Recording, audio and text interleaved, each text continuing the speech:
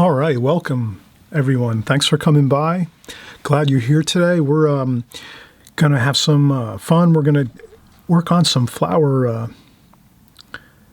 arrangements here, and this is actually just a simple, small excerpt of one of my books I have in my studio. So I just basically cropped a small portion of the study lesson in the book. So you can basically do this with any type of reproduction of other artwork, watercolors, magazine pictures, online pictures, really anything, something you can bring up on your phone and then on your portable mobile device and freeze it on your phone and work from that. So basically, really, you can come up with a lot of ideas to just do like a small composition of maybe a larger picture, but just shrink it down like I did here, which I like to do a lot, shrink things down into like a small window. So I just use the mat here, and I also use a small piece of watercolor paper taped on the other side of this mat that I have here. So this is a regular standard mat for framing watercolors. And then I just take a piece of watercolor paper and I tape it on the back of the mat and shrink down the artwork as I need to kind of frame it out the way I think looks best. And so this is kind of a nice small composition we can do, and it's some really pretty flowers and lots of colors, and it's an interesting feel. There's like a window behind this flower arrangement here, so it's in a vase. The vase isn't, of course, shown here, but it's in the bottom portion of the painting. But this is a great composition to do. Sometimes just zooming in on a subject can really be fun to just work with, and so we'll do that. Again, this background here is a window, so there's bright sunlight coming through the window, so we have kind of like that effect of backlighting, really good backlighting, and then there's some regular ambient light inside the room, of course. So makes a nice composition. So let's work on that. I'll just set this across from me on my art table here. I sometimes work at my desk. So I work either at my art table in my studio or at my desk, sometimes the kitchen table. And we'll zoom out here.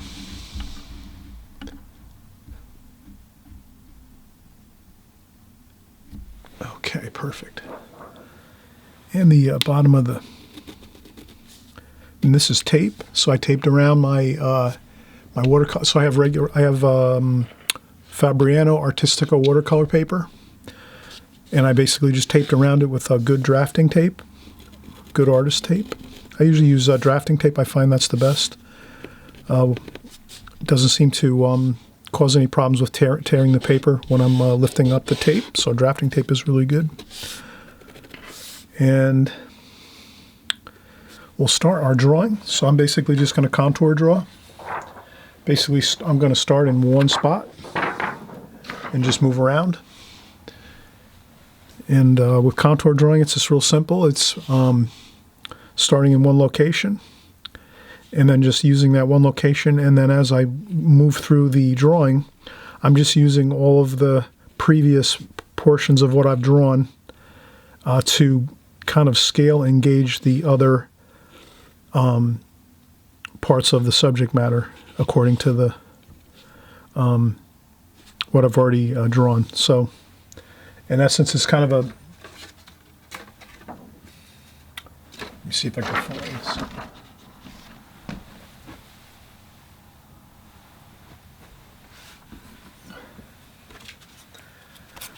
So here's some paper. So if we started with a flower like this, and then we have a stem going to the left side with contour drawing, we're going to look carefully as we're going this way and sort of see how far that stem reaches up before we have to start branching it out with another flower. So we would look at this stem and say, is that stem, this would be in our mind as we're carefully drawing slowly, very slowly.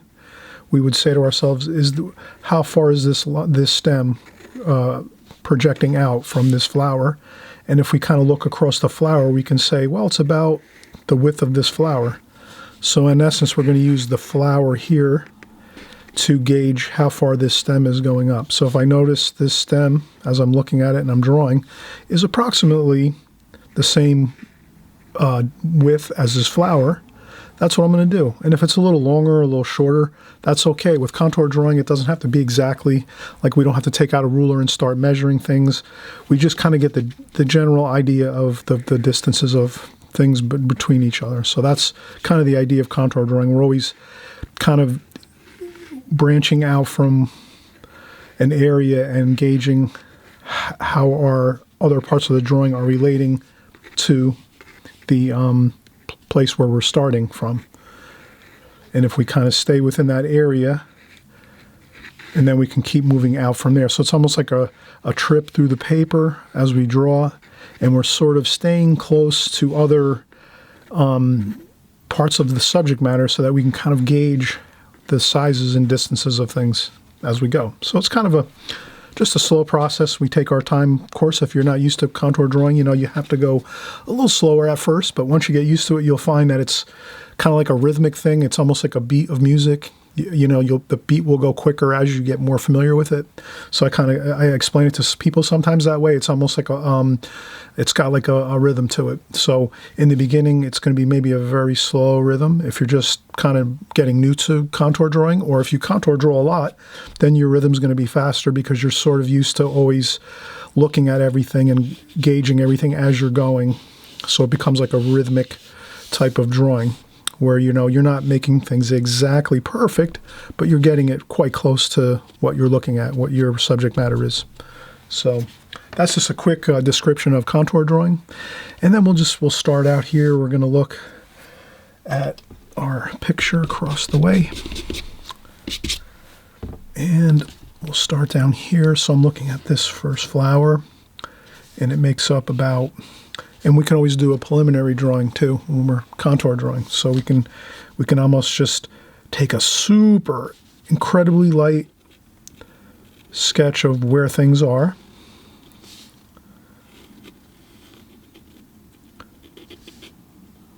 And then this is over here, the other flower. And there's another flower here.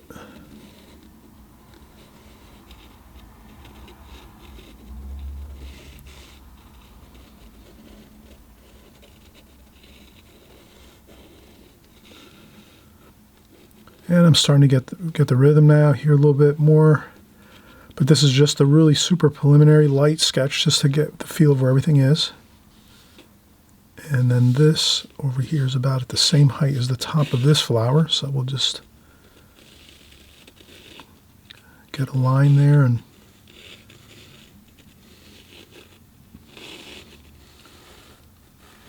then this is sort of the other.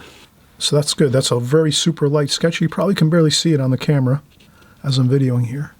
You might be able to see that. And now we'll go in and do the drawing, the contour drawing.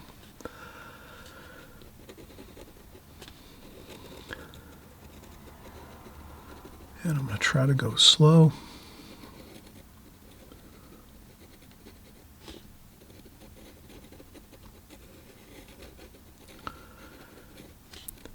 The painting process is going to handle most of the details and the real beauty of everything, but it's good to get the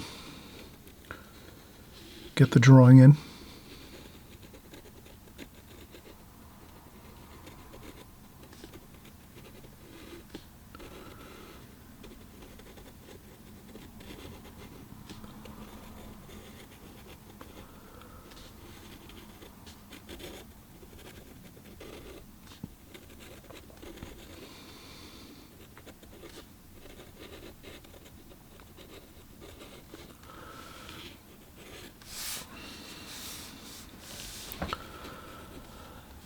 And I'm going to work over this way.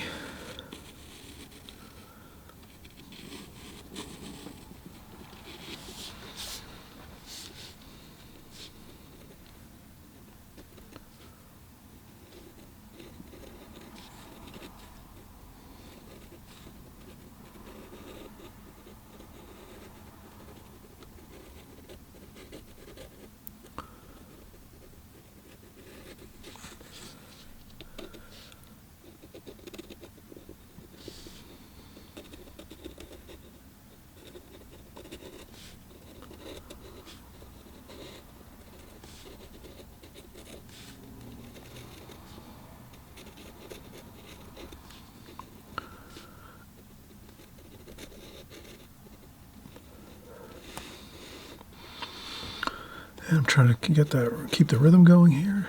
Just trying to look at everything as I'm going. Again, it doesn't have to be perfect.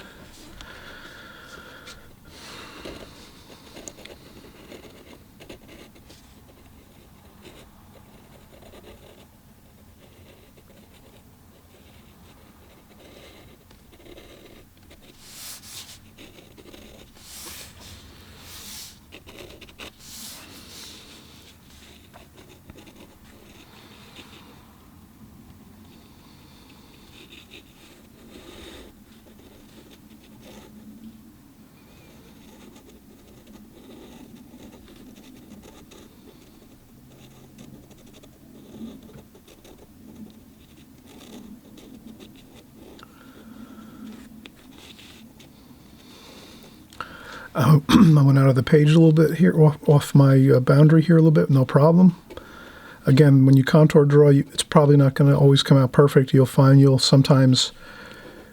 have maybe more space in some locations, let's say next to your border that you drew. If you drew a border or you put tape down, you'll find that you might sometimes go off the page a little bit. That's okay. Or sometimes you'll find you might end up a little bit short of the border where your picture might be right on the border of the paper. So again, it's not an exact representation, but it's close. And I'll put the lines there.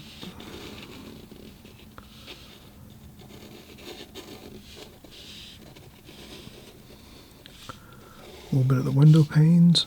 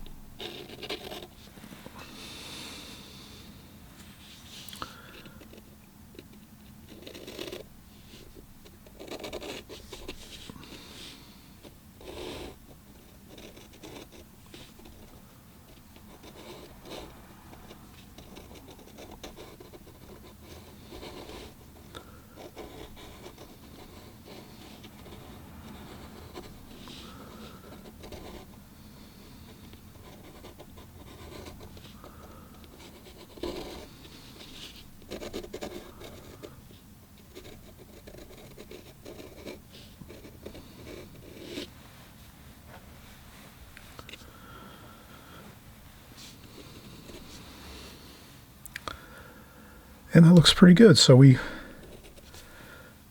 completed our contour drawing, and the fun part now is painting it. We'll definitely take a break. It's always good to take breaks. I didn't finish over here. I just saw that now. There's some more purple flower over here. So I'm going to just get that couple leaf or petal forms over here. The purple flower here. And that should be good.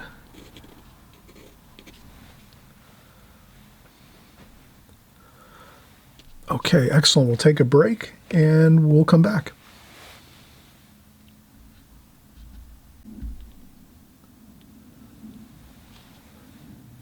All right, now we made it back where we took a break. I always encourage everyone to take breaks. It's really important to kind of just relax for a little while, maybe 5-10 minutes. If you stand while you're painting, you might be able to sit down for a few minutes, 5-10 minutes. Or if you're sitting down while you paint, you can stand up and stretch and just move around a little bit, refresh your concentration. So I think breaks are great. I always encourage everyone on my videos, if you're here all the time, you'll know I always say to take breaks. It's a great thing. It really helps tremendously to just keep your painting and your composition and whatever you're working on fresh and focused. And fatigue will be less likely to get you and cause maybe some problem with the drawing or the painting usually. So very good thing to keep in mind. But, some people I know have better concentration, so everyone's different. You might need more or less time to relax or more or less time to take a break. But for the most part, breaks are good generally, just for everyone, does help. And I just wanted to mention, too, if you're new here for some reason, if you're just stopping by, please consider subscribing. Also, if you hit the bell by the subscribe button, you'll be notified when our videos come out each week. We do every weekend we do new videos on everything watercolor, all types of subject matter. I also have over 250 other videos on my channel here that you can peruse through and look and see if there's other paintings you'd like to try or things you'd like to look at to learn new information on watercolor. And we'll keep going here. We'll get our paint. Our paint's ready to go, as you can see. It's got to be fresh, moist paint. I always, you'll notice if you're here all the time, I always say it has to be fresh squeezed 2 paint, or when you store your palette, if you put some paper towel, damp paper towel in your palette, and then put your palette into a plastic bag, and maybe put it in a cool place if it's warm out, or if it's winter time, you can put it by a cool, maybe a drafty window or something. Your paints will stay like this, really nice and moist, and you won't have to worry about anything. But if your paints are dry, it's really very hard to get good results with your watercolor painting, especially like you're going to see here. Right away when we get started with this, you're going to see how beautiful the color looks, and it's because we're using fresh, moist paint. So we're going to go right in. We're going to get some cadmium red. And again, I'm working from my reference photo, and I'll just... That's our reference photo. And I just sectioned it off a little bit with a piece of mat. And we'll set that across, and we'll get started.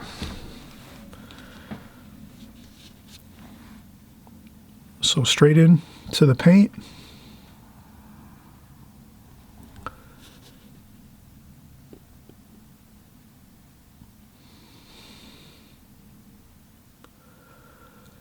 And I'm just working around to get the shape of the petal.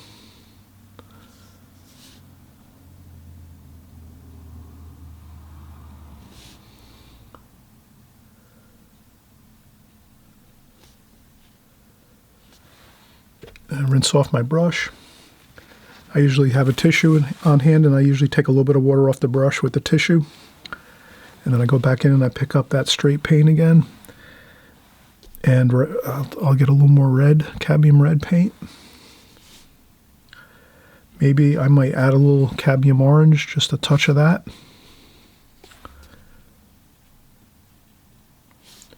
Just to maybe change up that color a little bit. Maybe a little bit of purple. And dry off my brush.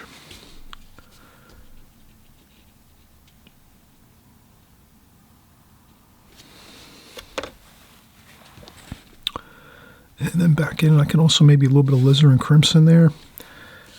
I like to vary the colors.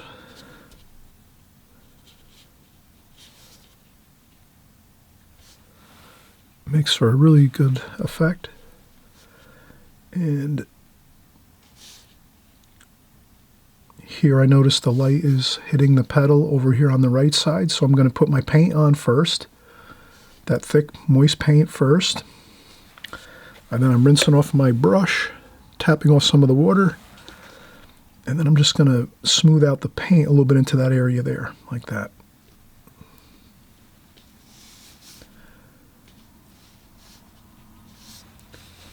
And maybe we'll go in to get some interesting, this is rose madder.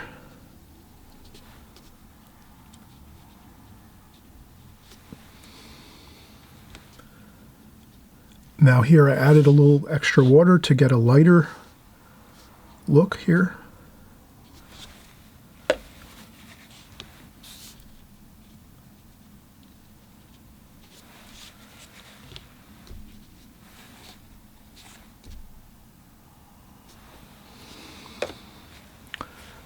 Then I'll go back into the cadmium red.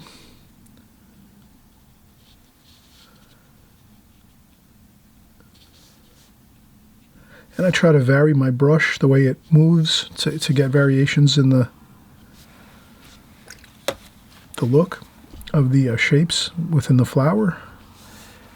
And then here we're going to do some cobalt blue for the center of the petal, the center of the flower, mixed with a little bit of purple.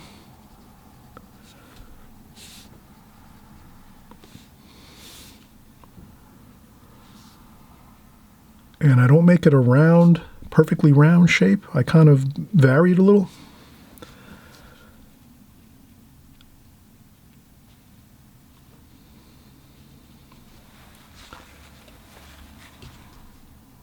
Then I'm going to connect up with the left side over here with the red. And again, I'm looking at the photograph across from me of the painting.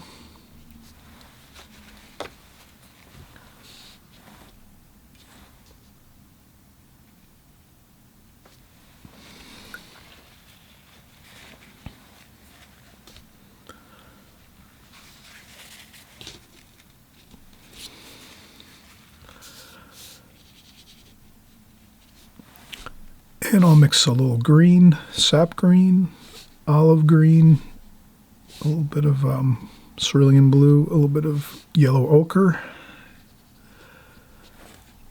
cadmium lemon yellow, raw umber. I'm putting a lot of different variations in here just to get a little bit of an interesting green mixture that's not just a straight color from the tube. So I want to mix my green up a little bit, give it a little more interesting look there. So just a little bit of green in there, we see. A little bit of green over here too. And I'm starting to venture over to the right side here. There's some viridian green mixed with this green a little bit there, like that. That looks about close, maybe a little more blue.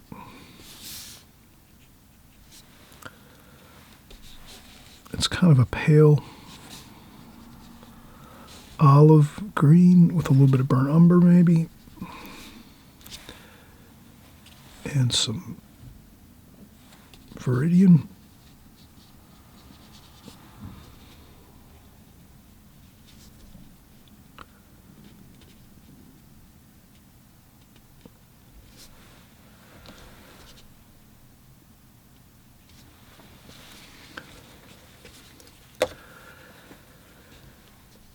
Okay, so that's looking very well so far, and let's work over here some more. We're going to get some purple. I rinsed my brush, and now I'm going in and getting some purple. Rinse my brush again, dry off a little bit of water, a little bit of splashing there.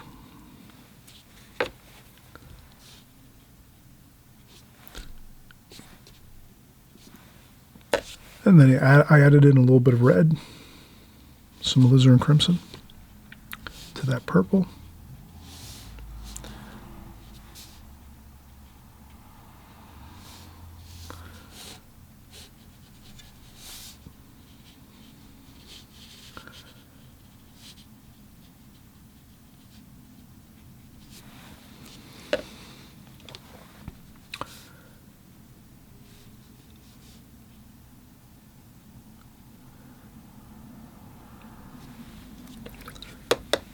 More purple, and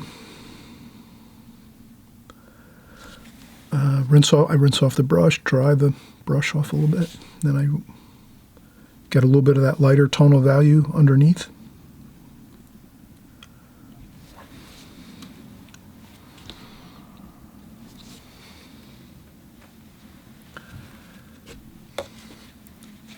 Okay, and I'm just working my way upwards from the base. I'll leave this for last, because I'm going to probably have my hand resting on the paper over here as I'm working up this way.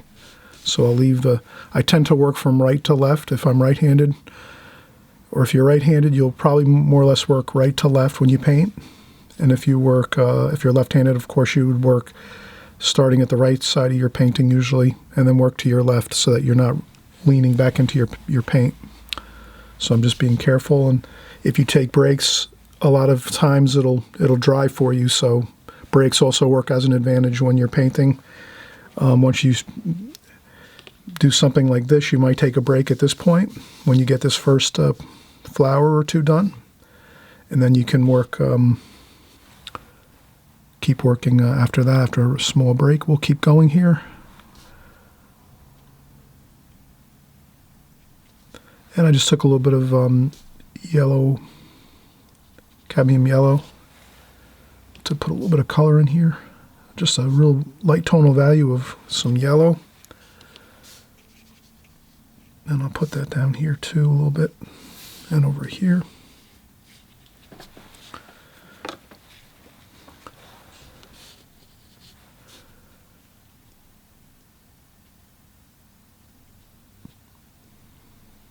And then some more color over here. I'm just doing some of the windowsill and the windows and some of the,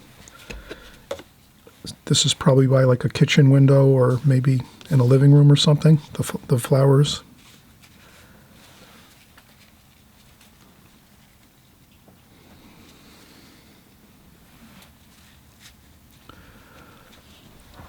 Okay, now we're going to go back in. We'll get some more of that green mixture we have. That's olive green, a little bit of sap green, a little bit of raw umber. I dry off my brush a little bit. And then I just do a little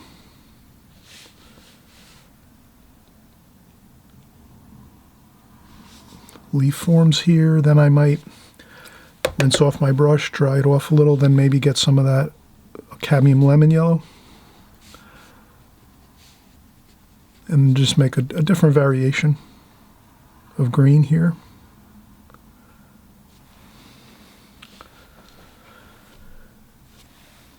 That looks good. And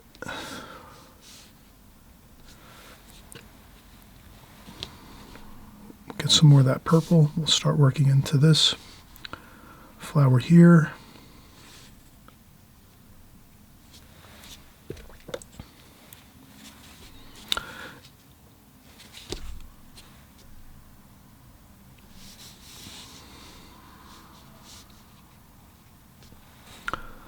And a little bit of cobalt blue.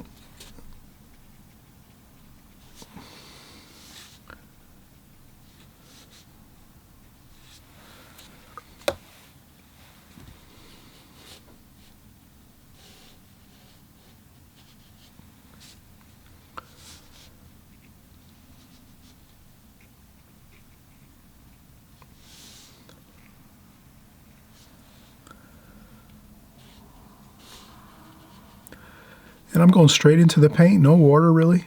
I'll just rinse off my brush and dry off the brush a little bit. And then I go back right into the purple paint. So sometimes I don't always rinse off my brush if I'm using the same, pretty much the same color or colors. Like I'm going to go straight now into my cobalt blue. I really didn't need to rinse my brush, and then I rinse it now, dry it off a little, and then I can use the water in the brush now just to kind of get that light tonal value in this section here.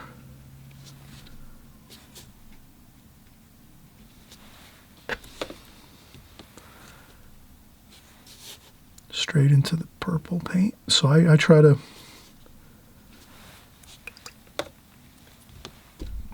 get lots of variation here.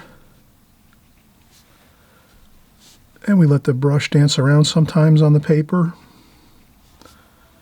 to get those little spots of white paper occasionally, just to keep things, some of that light bouncing around in the picture. And we're changing our colors here. We're going really with the purple and cobalt blue. Just sort of mixing those two.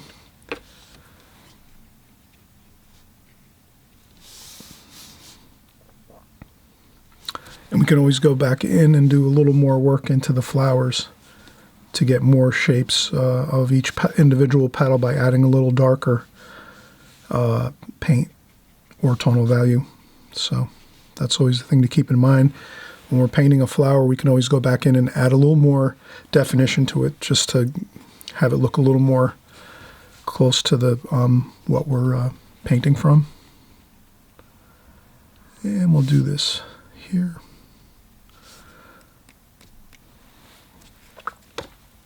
And we'll go in and get some of that darker. Paint there, maybe a little bit of burnt umber, cobalt blue.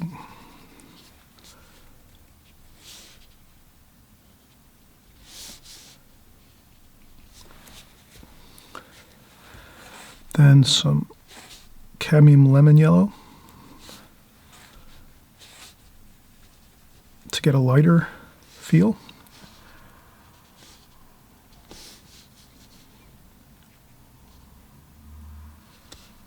And again, if we can swing our brush around, I usually just take my hand and my arm and kind of swing it around to get the point of the brush this way, to get that point there of the petal. And then maybe some of the raw umber. Almost pretty much straight paint there. Raw umber, straight paint. I rinse the brush, dry off the brush a little. And then straight into the raw umber and then get a nice point on there. And then just... And that's pretty good. And now's probably a good time for a break. So let's take another break. I know the tendency is to want to keep going, but I think a break will be good here. So let's take a quick break and we'll come right back.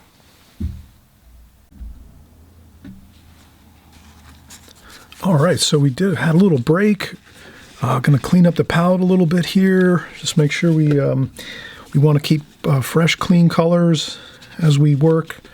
So every once in a while, we're going to clean up our palette when the colors start to look a little muddy. These colors over here are still in good shape. They look fine. We don't have to really worry too much there. And let's continue. I change my water occasionally too as well, my water bucket. And we'll continue on. We'll start working here on this flower. We got purple straight into the paint. That's that fresh, moist paint. And cobalt blue mixed in with that as well.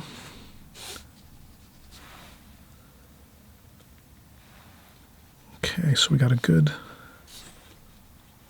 feel for different color there, different color mixtures. Maybe a little cerulean too.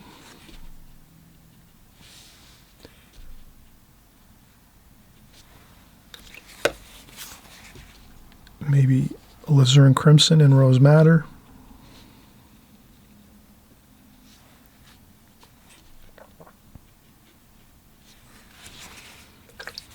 Rinse off my brush, dry a little bit. And that's the rose madder and alizarin crimson. Then I rinse the brush off and we'll go back into the purple and we get some color in there. I'm going to use the damp brush.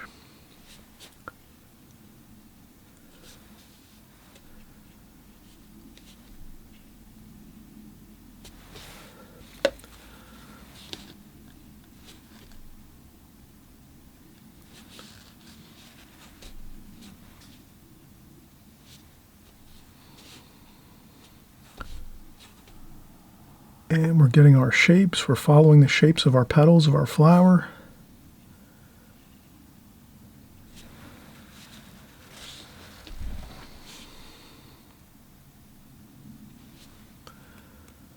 And a couple splashes. And then we'll get some green, olive green.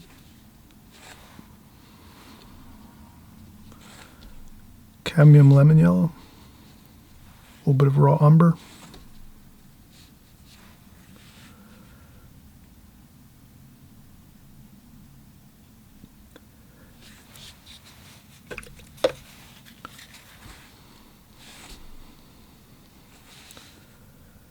and maybe a little bit of Viridian.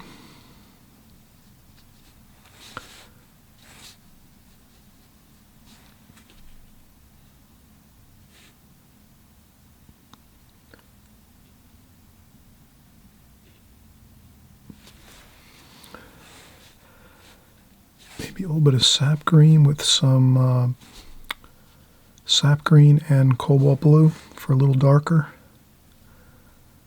Just to give it a little bit of a change there.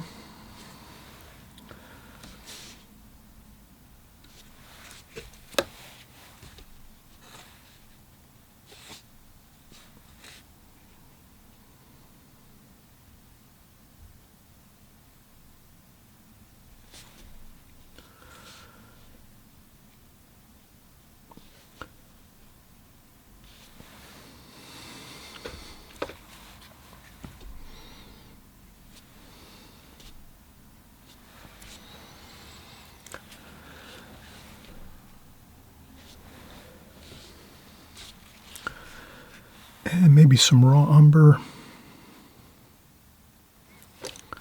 We can get that stem in there. Just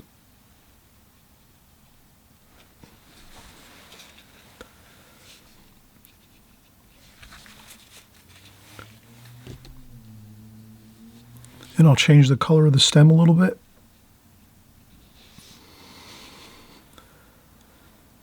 Maybe a little bit of burnt sienna. So I get those straight, fresh, moist burnt sienna, dry a little bit off on the tissue, and then I'll also add that in as an interesting color.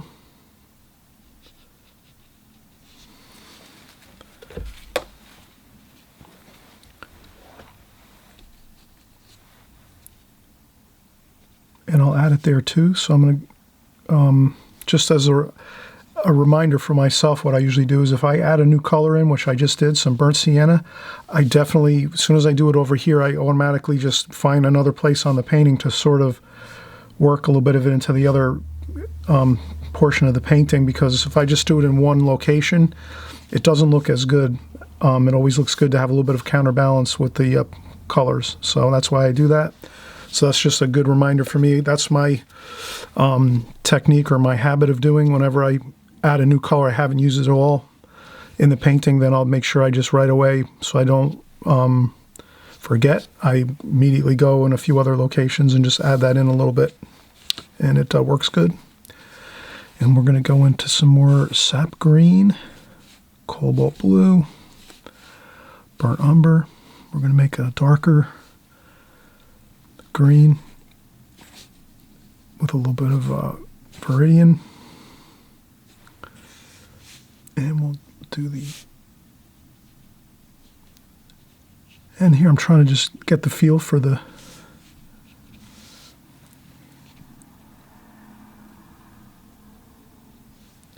leaves, like that nice feel of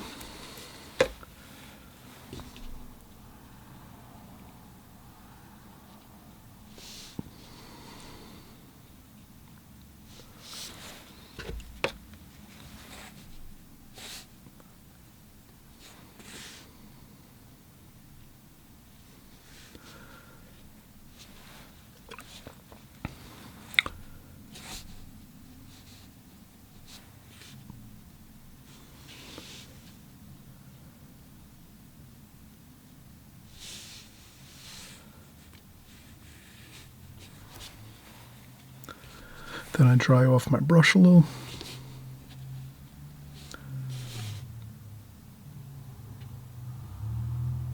And just go back into the green, the darker green like that. That looks pretty good. And then I might start working on the feel of the window pane a little bit there.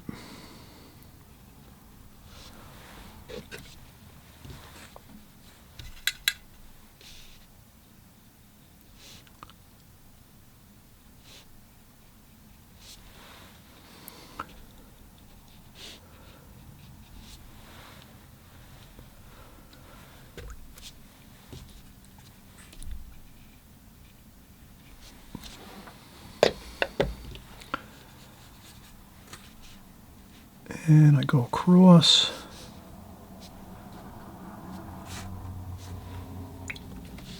And I'm following the painting as close as I can.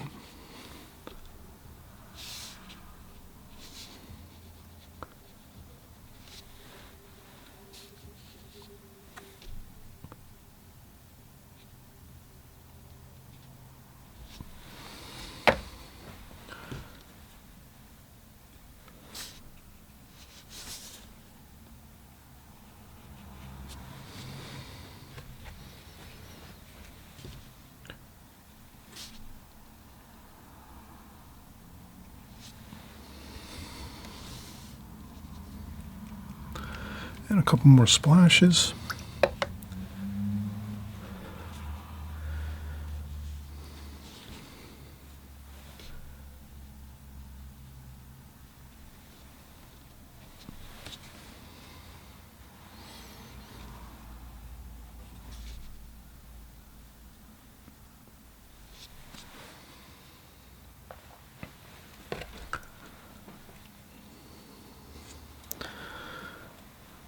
All right, so we're really getting there. We're almost finished. We're going to take our last bit of purple, and we're going to start painting in our flower shapes over here, our petals. So I go in and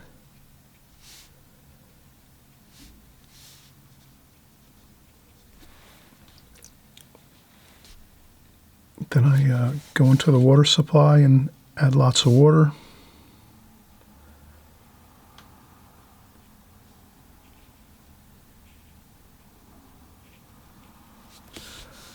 A little bit of cobalt blue.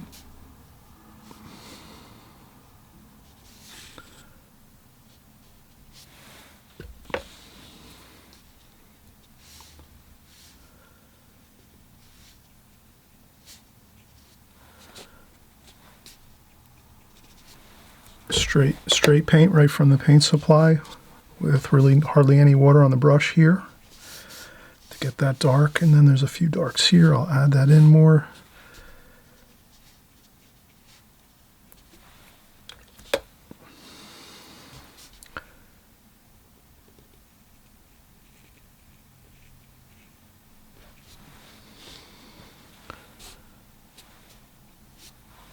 And a couple spots of color.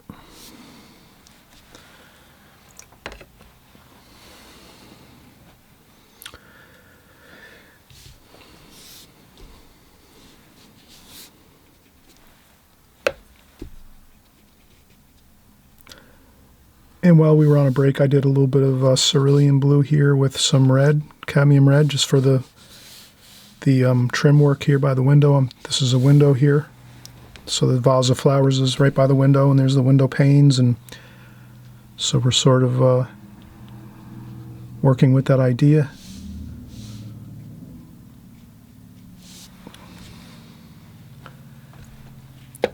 And if you see there's an area you want to get a little bit lighter tonal value in a flower, you can always go in with a little bit of tissue, and we can roll it up, and then just dab a little bit of paint to lighten up a spot. And then we can also go in and do a few details to the flower if we want to get a few more the feel of the petals. We can add a little more another wash, a light wash, just a little darker in tonal value to pick up some of the shapes of the petals.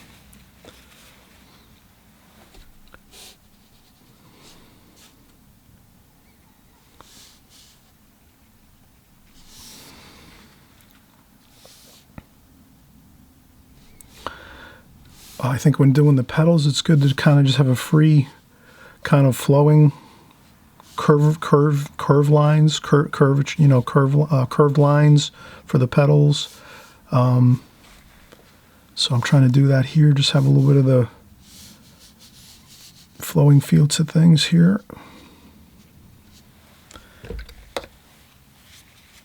Everything else looks pretty good. And there's a little bit more color over here.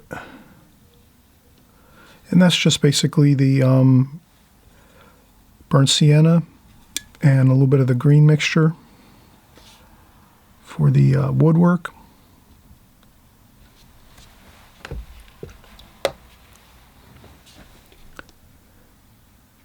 And the bright light of this, the bright sunlight coming through the window, kind of plays around in the scene, in this painting, so you kind of see some of the wood trim and you don't see other parts of it.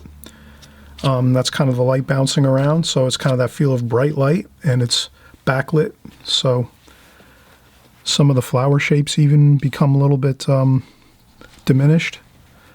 And then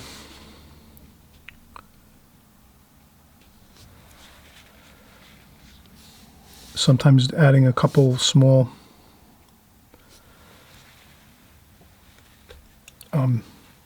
shapes of color with this flower kind of makes it feel that there's bright light along the outside rims of the petals. So that's a thing we can do.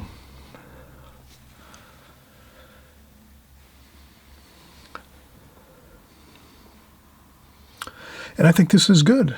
Maybe we'll take the tape off and see how it looks with the natural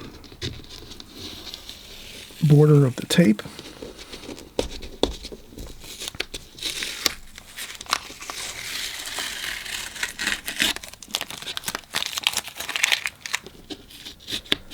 I hope we had fun with this. This is really a fun exercise and a composition to do. Again, we took lots of breaks. You can do this over a couple days or so. Like if you're crunched on time, you can do 15 minutes every day. And in 2 or 3 days, you can kind of get through this. And as long as you're just using the same palette with the same fresh colors in here, you just continue working and you'll have all your colors still here to reference back to.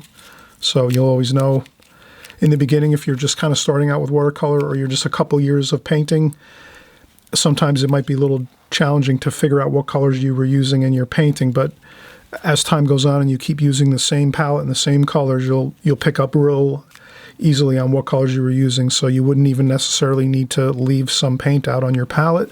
But if you're sort of new and you're not so sure about colors, if you can match back what you were doing here, you just leave some of your paints out on your palette like this, and then you'll be able to more easily see the colors you were using. You can jot it down on a piece of paper, the colors if you want, or you can reactivate these. These reactivate pretty nice. A little bit of water and we can use those. And we'll take a look.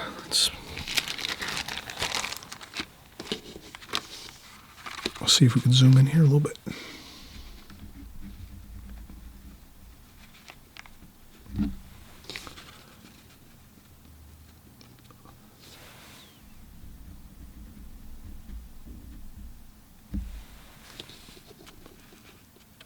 Okay. All right, so we had a lot of fun. Let's enjoy our watercolors. It's a process. It takes time, whether you've been painting just a couple weeks or a couple months or years. If this is maybe some kind of new subject matter you're working with where you haven't really tried flowers before, then it takes time to get used to it. It takes time to get the feel for it, so never worry. It's just a matter of working on it a little bit every day or so, or once a week, even if we paint. That's a really good way to practice. All right, everyone, we'll see you on the next video. Bye-bye.